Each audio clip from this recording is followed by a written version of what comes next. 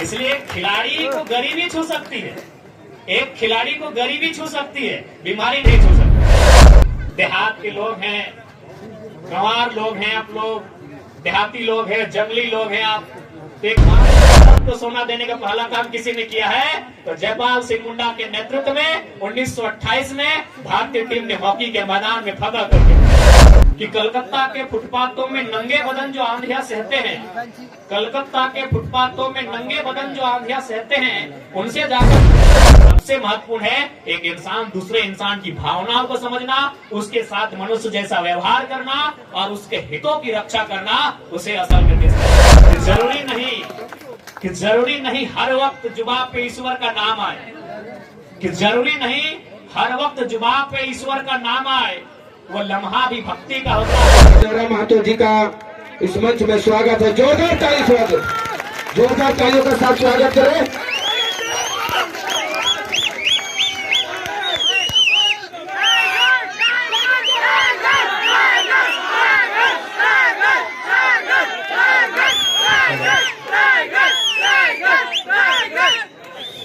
देश के महान संत हुआ करते थे, उनका नाम था विवेकानंद। उन्होंने एक बार कहा था कि भारत के युवाओं को फुटबॉल खेलना चाहिए। तो बहुत सारे लोगों ने शायद मन में ये ख्याल आया होगा कि आखिर एक संत होके उन्हें युवाओं को वेद पढ़ने की सलाह देनी चाहिए थी, उन्हें युवाओं को अच्छे पुस्तक पढ़ने की सलाह देनी चाहिए थी, उन्हें युवाओं को अच्छा संस्कार अपने अंदर ग्रहण करने की सलाह देनी चाहिए थी, लेकिन एक संत युवाओं को फुटबॉल खेलने क्यों बोल रहा है? तो ये समय था 1900 से पहले का। उस समय भारत देश अंग्रेजों के अधीन था। अंग्रेजों के अधीन तो था ही, साथ ही हम लोग काफी विचारों से बटे हुए हैं, आज भी बटे हैं, धर्म के आधार पर, जात के आधार पर, भाषा के आधार पर। तो महान संत विवेकानंद का यह मानना था कि अगर भारत के युवा फुटबॉल खेलेंगे तो उनमें विचार मिलेगा, जब वो एक दूसरे के साथ खेलेंगे, एक दूसरे के साथ जुड़ेंगे, तो भारत देश की आजादी भी ये सहायक होगा।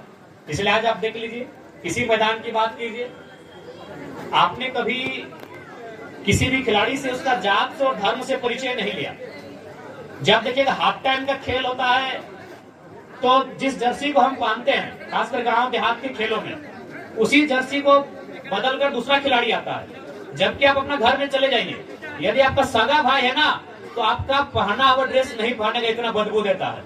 लेकिन जब आप फुटबॉल के मैदान में आते हैं तो उसी जर्सी को हाफ टाइम में या फिर जब खिलाड़ी का चेंज किया जाता है, उसी जर्सी को, भले वो पलट दे, कभी कभी होता है खिलाड़ी जब ज्यादा बदबू आता है जर्सी को पलट के मैदान में आ जाता है, लेकिन उसी जर्सी को पहन के आता है। इसीलिए विवेकानंद ने कहा था अगर आप साथ में खेलोगे, वहाँ जात पात का जो भेद है वो मिटेगा और आप एक दूसरे के करीब आएंगे। तो खेल हमेशा जीवन में होना चाहिए। आज अगर हमारी सरकार थोड़ी सी मेहनत करे तो नो डाउट बहुत अच्छे अच्छे खिलाड़ी तराशे जाएंगे। और चूंकि हम लोग 2024 का विधानसभा चुनाव लड़ने वाले हैं, लोकसभा में हम लोग चुनाव लड़े थे, अच्छा वोट मिला था। हार जीत अलग विषय है, क्योंकि भारत देश के इतिहास में पहली बार है कि सब नए लड़का लोग पार्टी बना के चुनाव लड़े हैं। तो अगर हम लोग चुनाव में आते हैं, अगर सत्ता में आने का मौका मिलता है, तो हम लोग पहला हम लोग का मैनिफेस्टो में बकायदा रहेगा, युवाओं की नौकरी के अलावे खेल कूद हमारे मैनिफेस्टो में रहेगा। क्योंकि खेल कूद से अगर आप नाता तोड़ेंगे तो फिर आपको अपना उम्र कम करना पड़ता है। आज देखिएगा, वो आप तो कोलियरी के बगल में रहते हैं, देखिएगा जो अफसर लोग रिटायर हो गया है, सुबह सुबह जाता है मॉर्निंग वॉक में, 60, 65 साल, 70 साल, 75 साल उम्र है। जिस उम्र में अपना पोता को खिलाना चाहिए था, अपना घर परिवार देखना चाहिए था, वो ग्राउंड में जा रहा है दौड़ने के लिए। है मालूम है, जवानी में दौड़ा नहीं हुई। इसलिए खिलाड़ी को गरीबी छू सकती है, एक खिलाड़ी को गरीबी छू सकती है, बीमारी नहीं छू सकती है। अभी आपको तय करना है बीमार होना है कि नहीं होना है। अब जाके पूछेगा, लोग जितना भी मैनेजर है वो इतना पढ़ने लिखने में बिजी था, भले नौकरी किया, जिंदगी का 60 साल पार कर लिया है, लेकिन जिंदा रहने के लिए डॉक्टर बोला है कि सुबह मॉर्निंग वॉक पे जाइएगा। 4 बजे सुबह उठ के जाता है। रिटायर्ड अधिकारी लोग, बड़ा बड़ा अधिकारी देखिएगा ग्राउंड में मिलेगा, कोई जाके हंसता है, वो हंसने का भी गेम आया है। भैया ये सारा ड्रामा क्या है? जिंदा रहने के लिए। तो आप बुढ़ापे में क्या ड्रामा कीजिएगा? मेरा कहना है बुढ़ापे में ड्रामा क्या कीजिएगा, जवानी में खेलिए ढोइया। अरे कुछ भी कीजिए, इंजीनियर बनिए, डॉक्टर बनिए, वकील बनिए, किसी ने नहीं रोका है। 2 घंटा एक खेल से नाता जरूर रखिएगा। अगर आप जवानी में खेलोगे तो बुढ़ापा में जाके नाती पोता खिलाओगे। इसलिए जवानी में खेलो, नहीं तो बुढ़ापे में आपको नाती पोता खिलाने के समय में ग्राउंड में दौड़ना होगा। झारखंड की जब बात आती है तो झारखंड यानी गांव, झारखंड यानी खेत खलिहान। तो लोग थोड़ा सा ताना मारते हैं, क्या रे झारखंड के लोग तो देहात के लोग हैं, गंवार लोग हैं, आप लोग देहाती लोग हैं, जंगली लोग हैं आप।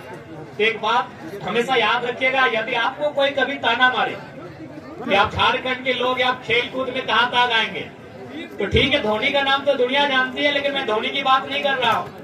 अभी ओलंपिक का खेल हुआ, आपको मालूम है ना कितना शर्म हमें लग रहा है ना कि 1 अरब 40 करोड़ की आबादी और एक वो सोना नहीं जीत पाए। जिस देश की आबादी 10 लाख, 15 लाख, 20 लाख, 40 लाख, 50 लाख, उन लोग गोल्ड मेडल लेके चला गया। तो चलिए ओलंपिक की मैं आपको कहानी सुनाता हूँ। यदि आपको कभी शर्म लगे, कोई आपको चिढ़ाए कि आप झारखंड के गांव से आते हैं, देहात से आते हैं, अरे आप लोग तो देहाती लोग हैं, जंगली लोग हैं, उनको याद दिलाइएगा कि जिस सोना के लिए आप तरस रहे हो ना, आज शहरी लोग, फुटानी मारने वाले लोग एक सोना के लिए तरस रहे हैं। भारत को पहला सोना दिलाने वाला झारखंडी,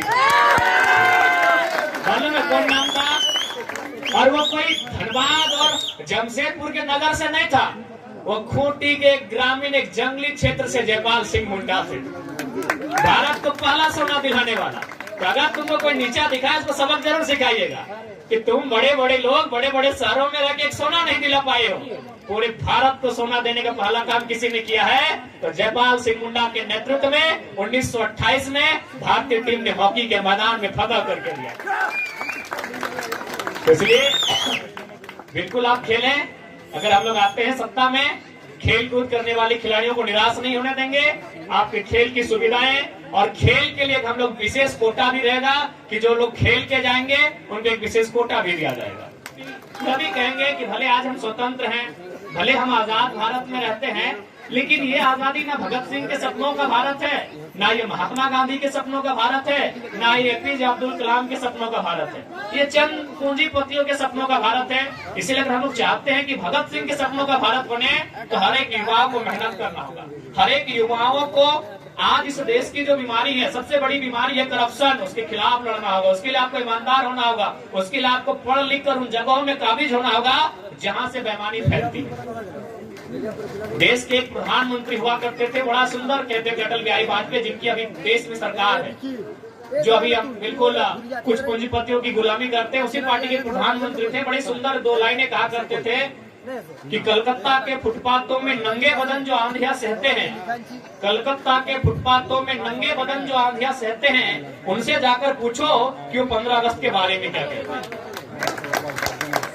जैसा आज हम लोगों ने तिरंगे को लहराया, बाइक का जुलूस हमने निकाला, हम लोगों ने स्कूल में डांस जैसे कंपटीशन में भाग लिया, भाषण प्रतियोगिता में भाग लिया, लेकिन दिल पे हाथ रखने के बाद आपको भी मालूम चलेगा कि ये भारत हमें नहीं चाहिए।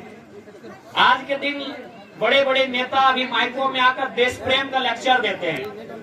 15 अगस्त के दिन, 26 जनवरी के दिन वो देश प्रेम का लेक्चर देते हैं। तो देश प्रेम का मतलब थोड़ी है कि केवल पहाड़ों से प्रेम करें, यहाँ के नदियों से प्रेम करें। देश प्रेम जो 2 शब्दों से मिलकर बना है, देश और प्रेम, उसका मतलब है देश के मनुष्य से प्रेम होना चाहिए। आज सबसे ज्यादा झंडा कहाँ फहराया गया? ब्लॉक में। और वीडियो भाषण क्या वो बोला होगा कि देश के लोगों से प्रेम करना चाहिए, और वो चोरा वीडियो क्या करता है? 20,000 रुपए के मोटेशन के लिए मांगता है कि नहीं मांगता है? आज झंडा कहाँ फहराया? थाना प्रभारी ने। और जब कोई एक आम व्यक्ति जाता है तो उसके साथ ऐसा सलूक किया जाता है जैसे वो आजाद भारत का नागरिक ही ना हो। आज सबसे ज्यादा झंडा फहराया है सांसदों ने, विधायकों ने, और इनकी प्रॉपर्टी कितनी है? 10,000 करोड़, 12,000 करोड़। यानी जिस पैसे का इस्तेमाल होना चाहिए था हमारे इलाज के लिए, जिस पैसे का इस्तेमाल होना चाहिए था हमारी बेहतर शिक्षा के लिए, जिन पैसों का इस्तेमाल होना चाहिए था नौजवानों के रोजगार के लिए, नौजवानों की सुविधा के लिए, आज वो 10,000 करोड़ जेब में भर के रखे हैं। और आज झंडा फहराएंगे कि माननीय सांसद जी ने झंडा तोलन किया और देश प्रेम का संदेश दिया। अरे भैया, पहले तुम देश प्रेम का मतलब तो जानो क्या होता है। कि जरूरी नहीं हर वक्त जुबान पे ईश्वर का नाम आए, कि जरूरी नहीं हर वक्त जुबान पे ईश्वर का नाम आए।